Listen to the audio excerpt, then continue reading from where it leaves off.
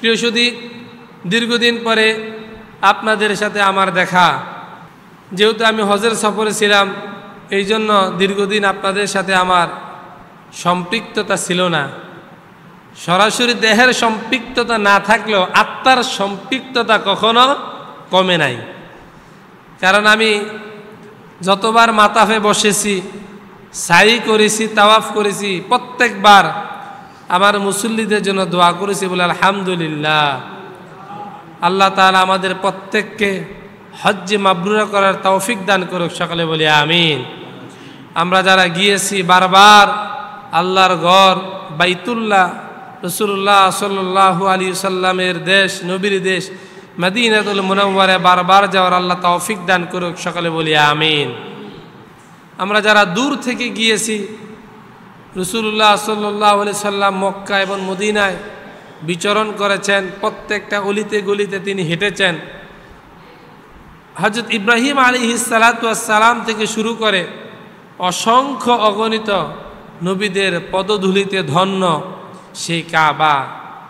সেখানে একটা মানুষ, একটা মুমিনের জীবনে একবার চাহিদা থাকে যে জীবনে একবার হলেও বাইতুল্লাহ যেন তার নসিব হয়। সুবহানাল্লাহ বলবেন না? পৃথিবীর প্রথম ঘর কাবা। ইন্না আউওয়ালা বাইতি উদিআ লিন-নাস লাল্লাযী বিবাক্কাতা মুবারাকান ওয়া হুদাল লিল আলামিন। সেখানে আছে বরকত। সেখানে আছে কি? বরকত।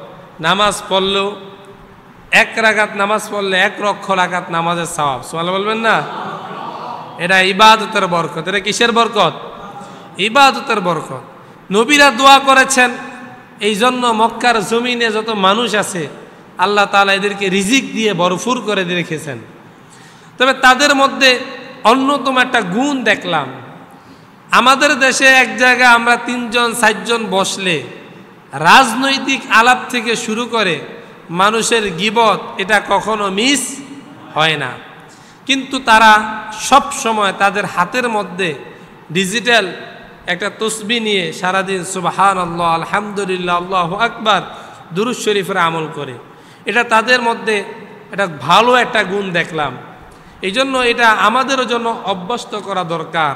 আমরা গীবত, শিকায়াত, এরপরে পরনিন্দা, বিভিন্ন রাজনৈতিক দুনিয়াবি আলাপ আলোচনা না করে আমরা বেশি বেশি তাকবীর, তাহমিদ, তাহলিল, দুরুদ, সালাম, ইস্তিগফার যদি আমরাও পড়তে পারি, সে আল্লাহ তাআলা আমাদেরকেও রিজিক দেওয়ার ক্ষমতা আছে না নাই?